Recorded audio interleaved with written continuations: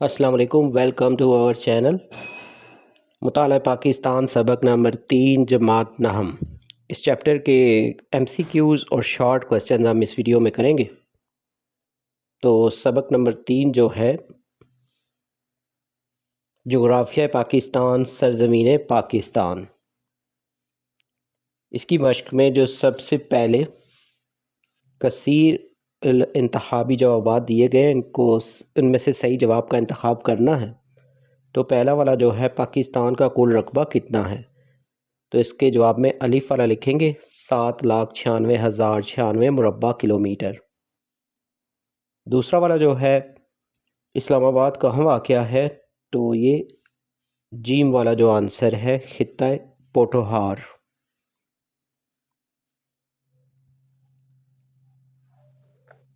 Third جو ہے مسجد محابت خان کہاں واقع ہے، تو اس کا جیم ہے پشاور میں۔ نیکسٹ وے پاکستان کا کون سا شہر پاکستان کا مانچسٹر کہلاتا ہے، تو اس میں یہ جو لاسٹ آپشن ہے فیصل آباد۔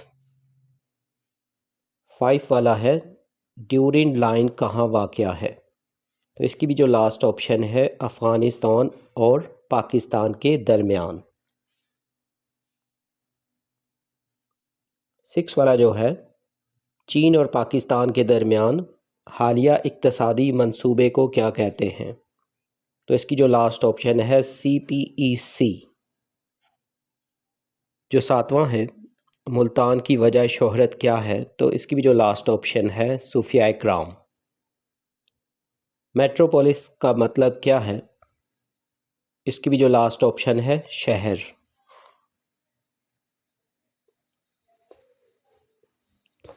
نواں جو ہے واخان راہداری پاکستان کو کس سے ملاتی ہے، تو اس کی آپشن جیم جو ہے وسطی ایشیائی ریاستیں۔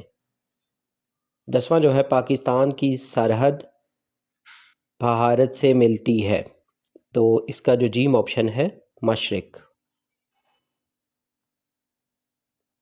آگے جو ہے مدرجہ ذیل سوالات کے مختصر جواب دیں۔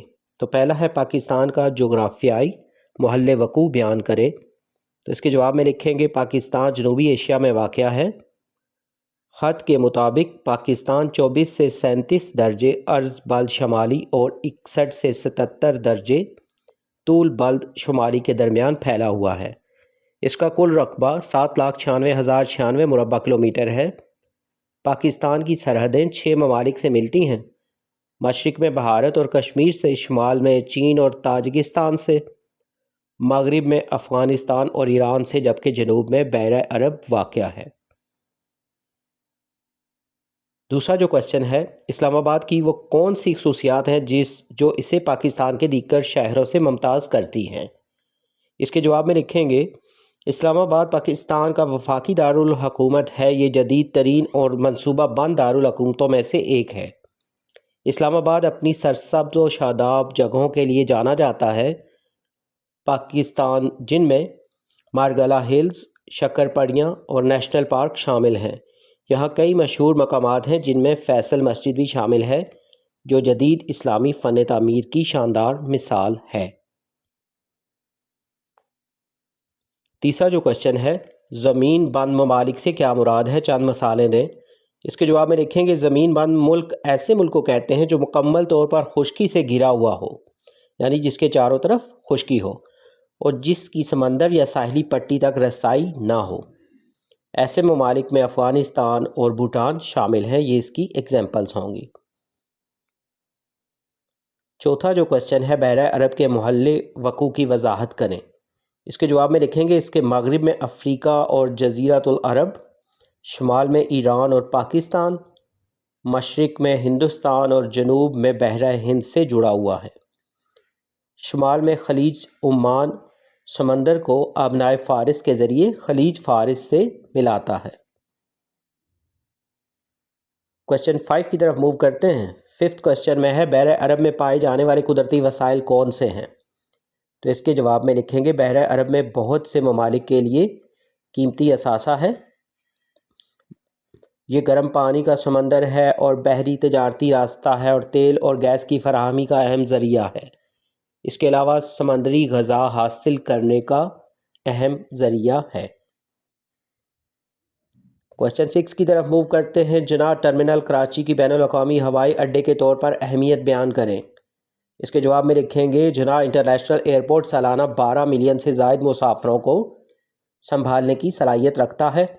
اس کے علاوہ یہ ایئرپورٹ بین الاقوامی طور پر جدید ترین سہولتیں رکھتا ہے۔ یہ Pakistan international air lines PIA کا بنیادی مرکز بھی ہے۔ اس کے علاوہ دوسری نجی ایئر لائنز کے لیے بھی ایک بنیادی مرکز فراہم کرتا ہے۔ درآمدات اور برآمدات کے لیے بین الاقوامی طور پر اہم ذریعہ ہے۔ کوسچن 7 کی طرف موو کرتے ہیں۔ فیصل آباد کس چیز کے لیے مشہور ہے؟ فیصل آباد پاکستان کے ان شہروں میں سے ہے جہاں پاکستان کی سب سے زیادہ صنعتیں ہیں۔ یہ کپڑے کی صنعتوں کی وجہ سے مشہور ہے۔ فیصل آباد عالمی معیار کی ٹیکسٹائل کی اشیاء کی پیداوار کے لیے جانا جاتا ہے۔ تو یہاں پہ ہمارے جو ہیں شارٹ کوسچن اور MCQs یہ کمپلیٹ ہو گئے ہیں۔ جلد نیو ویڈیو میں نئے لیکچر کے ساتھ ملیں گے۔ Have a nice time.